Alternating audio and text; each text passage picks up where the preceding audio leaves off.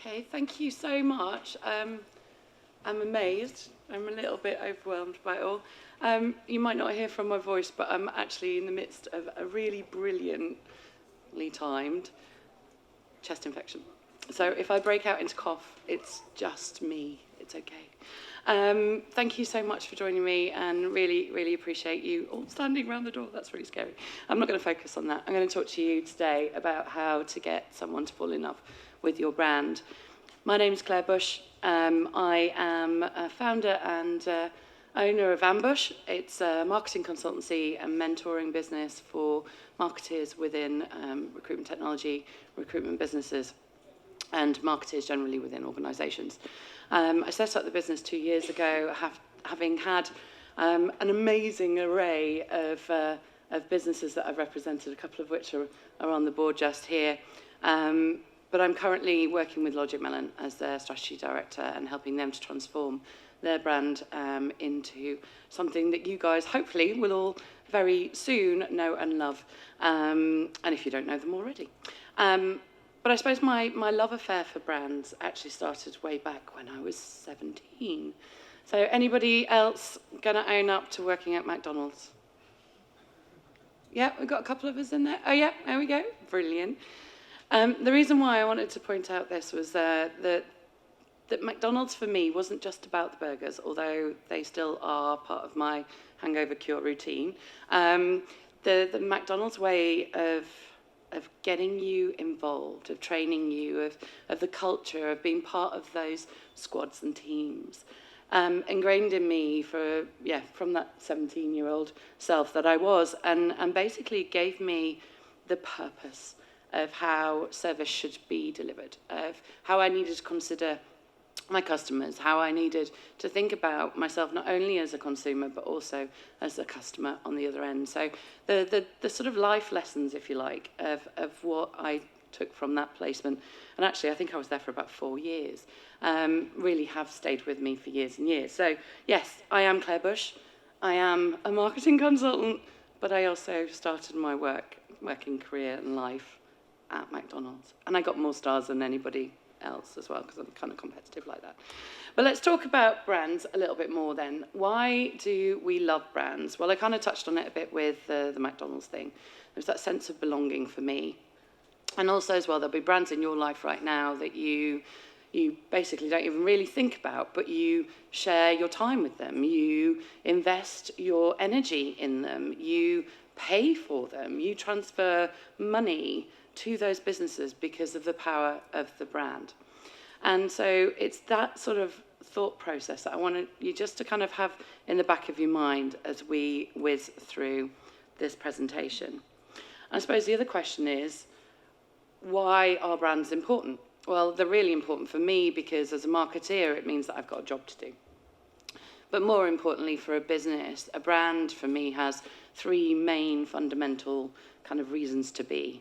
It obviously helps us to be commercial. You know, we're all here being paid by organisations to do jobs that we're in. They couldn't do that if their business didn't have a brand that you recognised, that you got out of bed for every morning. It's also a really great vehicle for communication. A brand is something that you can pin a purpose on, and you can use it to basically bring people in, tell a story, and then also as well convey messages to get them to do something. So a brand can be really powerful. And this whole power then leads to this current state of what I call like the latest love affair with brands, which is about creating communities. Now, all of you within your roles will have your community within the business, you'll have communities external to your business, because you'll have communities that you're part of in day-to-day life. But actually, there'll be brand patterns, and you'll have associations with other people that follow the same brands as you do. So those 3 reasons why brands need to be kind of invested in, I suppose. But then let's go back to that question at the beginning, which is, how do we get people to fall in love with our brands? And for me, this is really simple. It's all about you. It's all about you in the room. I'm standing in the doorway. It's all about you understanding the power you have every day when you're in the office, every day when you're walking to and from the office, or you're getting your train, or you're commuting in any way. It's all about how you think, talk, answer the phone, send an email, correspond, engage, chat in the pub. All of that is down to you. The brand power that your businesses have is basically harnessed from you. So I didn't want to kind of go off on a marketing tangent and talk about all of these lovely, amazing marketing techniques, although they might be useful. What I wanted to do was kind of really equip you with a couple of techniques and some takeaways so that you can go back to your businesses and your roles, whatever that is, hopefully around the talent acquisition point, hopefully about the recruitment, hopefully about the processes or business that you're in, and be able to optimize how you think and feel about your business and brand so that you actually can add more value back to your business too. And also as well, you can kind of go back to your bosses and say, right, now I need a pay rise because I'm also doing the marketing job too. But don't tell them I sent you. So these are the sort of like what I would call the key traits of a brand ambassador. And I'm hoping that most of you associate yourself with these already. So building trust is obviously something that we do. And I'm in that sort of proportion of the world, which is everybody is innately good and nobody really goes out to cause harm or do things to foul someone else. And so hopefully all of my conversations and all of my interactions with other people are honest and I'm as truthful as I can be. And that basically enables me to build trust with a lot of people. And I've also kind of got a history of building trust with lots of other brands as well. So I'm kind of hoping that the stats and the data back me up there. But I also try to make sure that I'm always saying something that resonates. So I'm always, hopefully, hitting a mark with the audience and making sure that actually what I'm talking to you about is something that you can take away and use. And that's because I try to be as authentic as possible as well, and I'm sure you guys do in your day-to-day work. But it's more than authenticity, it's actually about being consistent. So if you can be consistent and authentic at the same time as building trust, then you've already got quite far down the route of making sure that you're bringing the people that you want to encourage and attract with you as well. There's that whole level of dependence as well within an organisation. So team structures, organisational structures depend on people, not just fulfilling their roles, but also going beyond and making sure that they are bringing together the kind of collective goals and ambitions and objectives and delivering those as teams. So if you can demonstrate as well how dependable you are, then again, you're working really towards this optimised brand ambassador role. Obviously, we all have our strengths and we all have our expertise areas. I'm hoping that mine's marketing, but I just love it. So to be honest, if I can learn more about it and tell and share and do everything else with it, then that just makes me happy. And I think that's the point as well around your expertise. If you don't yet know what your strengths are, go and ask your neighbour, go and ask your friend, go and ask your colleague. Find out what it is that makes you really unique, and also as well, start waving that flag for yourself. Because that level of success, recognition, and also that reputation that you'll find yourself as an expert means that you'll be successful. And again, that success washes right back through to your company's brand. So I talk a lot about personal brand, but actually it's just you being you. It's not about wearing any other badges. It's about you representing the organisations that you work for because they pay you, but also because you've got an affiliation to that brand and that business, or to that role and that purpose. So thinking about where you can continue to communicate just what's driving you will end up attracting other people as well. And that kind of brings me on to this sort of accessible piece. Now, a couple of people might go, oh, no, I don't want to be out of hours contactable. I don't really care to have conversations with my colleagues on a weekend. I'm not asking you to, but they might be. They might want to be friends more so than just colleagues. So just thinking about whether or not there's a value add there as well in terms of the relationships you're developing within the business. And also as well, if you don't like your job, then it's probably time to have a chat with somebody other companies and organisations in and around this room and also in the hall as well. Because I'm also a massive believer, if you're really happy in your job, you'll do it really well. Some stats as well, just to kind of break up my kind of dialogue, if you like. This is a survey from Adweek in the last couple of months, and 91% of consumers want openness, authenticity, honesty in the products and services.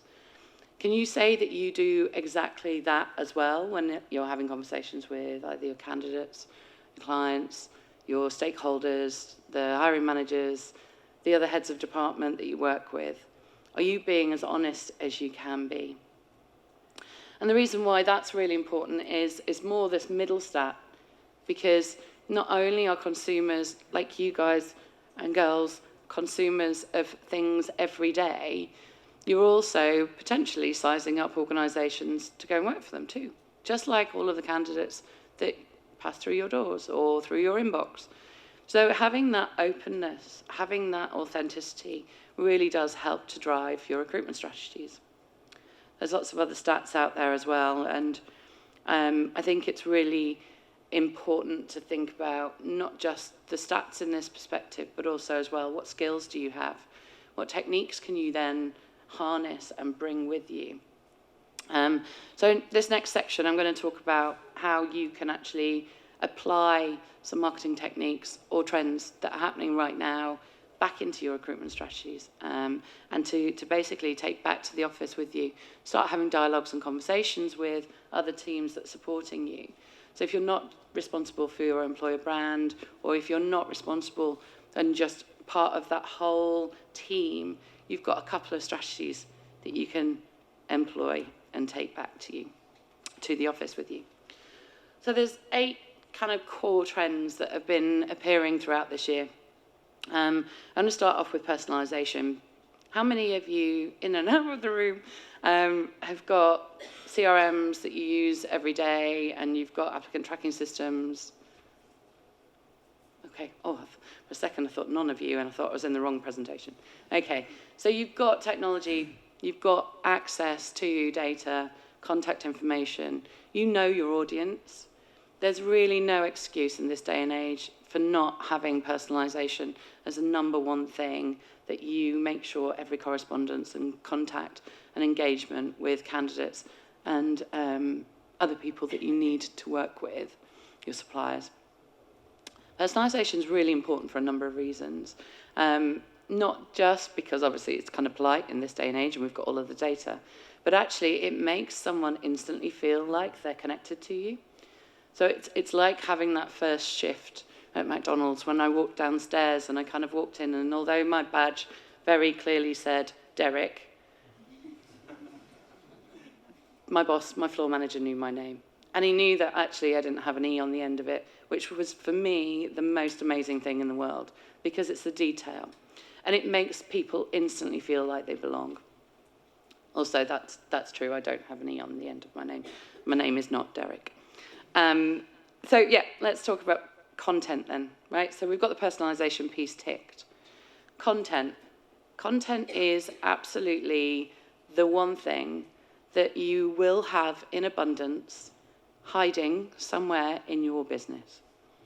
It will be under someone's mouse. It will be in someone's head. It will be on someone's phone. It will be on someone's social media account. But there will be absolutely tons of content that you can lay your hands on. The problem that we have is how do we get that to a place where we can use it?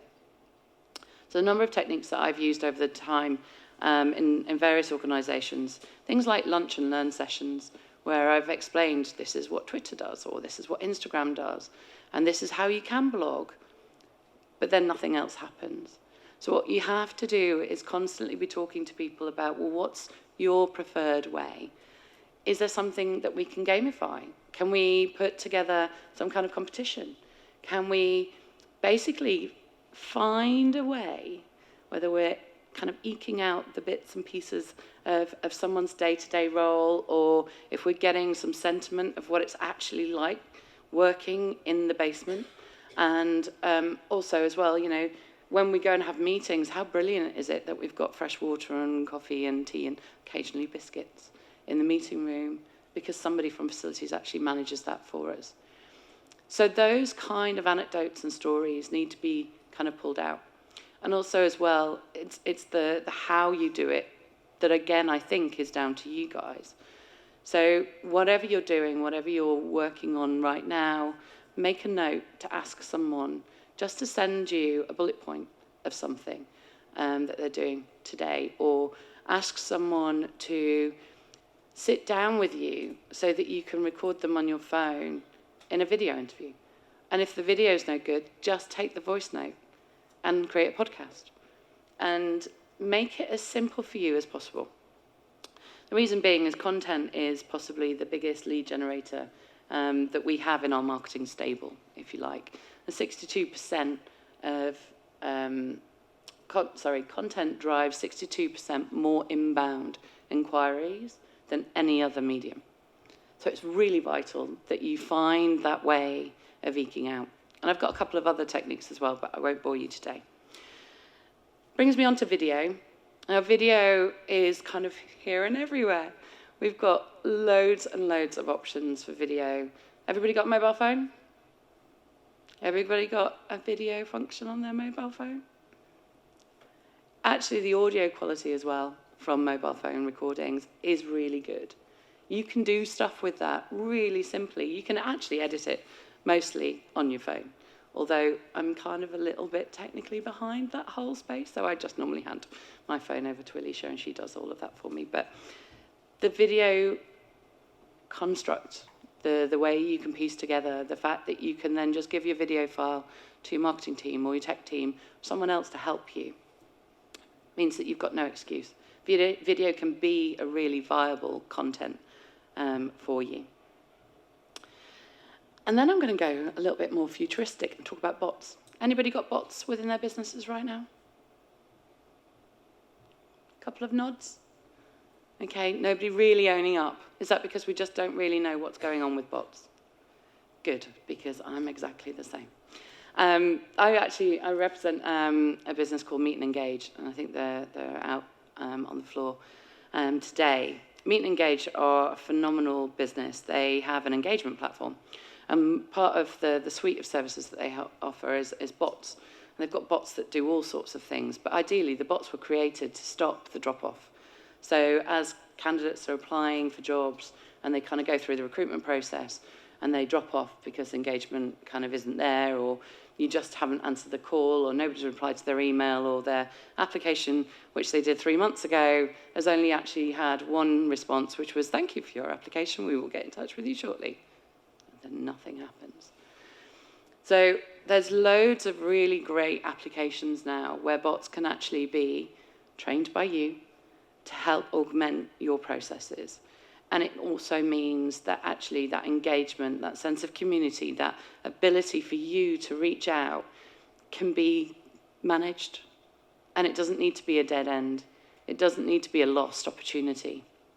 And this is the reason why all of these techniques are really important, because actually what we want to do is we want to optimize you as brand ambassadors to make sure that you don't ever lose that one person who is going to be the shining star in your organization. Because everybody's an option to be a shining star, right? Omnichannel, which is down in that corner there. Omnichannel doesn't mean just use one particular way of broadcasting. Omnichannel is basically having one experience that is consistent across all of your campaign material, all of your content, all of your communications, all of your experiences. So if you do represent a soft drink or some chocolate, or you have services that you offer, or you're a web company, can you put your hand on your heart and say, every time a consumer comes to the website and then goes to the career site or looks at the site, either site, on mobile, that experience is uniform, that experience is consistent? It's kind of going back to those points around the traits around a brand ambassador, making sure that those experiences are the same, just one. And it can be lots of offshoots, but it needs to be consistent. And if you don't own all of those channels, you can influence them. You can say my experience of the website jars a little bit with what we're trying to do with the career site. The way that we've got our job application process running now, which is really smooth, means we've got all of this data, which actually means that we need to really invest in our mobile site because it's just not really working for those people that we want applying who apply at 3 o'clock in the morning. So that kind of leads me on to mobile as well. This is another thing that's really important in terms of techniques and communication. Now, we're in a sort of stage of life where time is really the most expensive commodity. Anybody got time? No? No, me neither. It's gone. So what you have to think about is the fact that actually everybody else is in the same boat. So if someone's looking for a job and they come across your career site and they literally have to spend more than 3 seconds figuring out where the apply button is because they've recognized the job title as something that resonates with them and the location works. And presumably you've got enough tone and language to say that that's the right level for them. They'll drop off and you've lost an opportunity. It's 2 seconds. That's how much time we now spend looking at websites.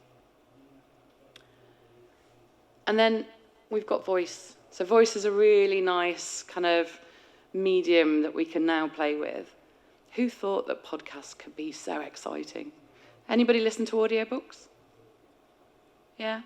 Again, is it because you don't have time to hold on and read a book at the same time? Or, yeah, on driving, yeah. We're using every available minute of our day to help educate ourselves, inform ourselves, to basically think through what we need to do. I put music on in the background so that I can write my to-do list faster. It's crazy, but it's true. But voice technology is another way for you to basically help spread the word and become a brand ambassador. So think about within your businesses and within your organizations. Could you create a weekly podcast that's just internal, that talks to people about the projects and the campaigns that you're working on to help spread referral, to help to encourage other people within your businesses to help you to do your job better? You know, these little techniques, it's not rocket science, but it's just a way of harnessing what I would call marketing toolkit.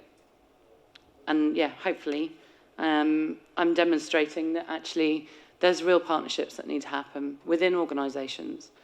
You know, the techniques that I use to communicate a brand value externally, I want to be using internally as well. And it's really important as well. If you've got lots of different locations, offices, branches, countries, territories, the more spread out your organizations are, the more important all of these techniques internally really matter. And also as well, what you're doing there is you're actually growing your teams by X percentage, or exponentially, I think it's exponentially, because you're harnessing them as brand ambassadors for you as well. So they're the kind of, there was one more stat around video. On YouTube right now, there's 2 billion monthly subscribers on YouTube. Like, what are you guys doing with video? Putting it on a YouTube channel, make it searchable. It's really, really amazingly interesting and also exceptionally great at converting. So this is my summary. I think I'm kind of on time, so that's okay. Think about your brand proposition. Think about you. Think about what do you know, what don't you know, and what can you really quickly learn about what you know, what you don't know, what the business is doing, so that you can actually optimize your position as a brand ambassador. I think also thinking about that community, thinking about the communities that you're part of, but also as well the community you want to create. So I was at another event last week, and we we had this consultant talk to us about creating our story for the future. So I'm going to ask you all to think about, well, what's the brand story of your future? What do you want to be able to put up in terms of the sort of introductory slide of the brands that resonate with you because you've had an impact on them? Think about the content. How can you get that content up and out? What channels do you need to use? And that's easy. It's the how do you leverage that information that's in someone else's head. Go and have conversations, have collective get-togethers, start a book club, find a way of getting a podcast, do some internal competitions. Loads of different techniques to help you to kind of pull that out. And I know it's onerous, and I know it's really difficult to add just another thing to your to-do list. But you will thank me if you can make that a regular part of your weekly activity, because it will make your job easier in the long run. And it's kind of like anything, really. Once you start this process of getting people hooked on actually telling their stories, you can't shut them up. And you'll be going, okay, Brian, thank you. Yep, another blog, great. Oh, thanks, Sally. Yep, really love that video. Maybe next time can you get dressed? You know, it's that sort of stuff you want to be in. You want to be in that avalanche of content. And then the final piece is this experience. Like, what experience do you really want to have? And pull that through to everything else that you're doing, because that's the unique source. That's the stuff that makes your businesses great. You're the brand ambassadors for your organisations. And hopefully I've given you a couple of things to think about and also some techniques to take away with you. Is that okay? Thank you.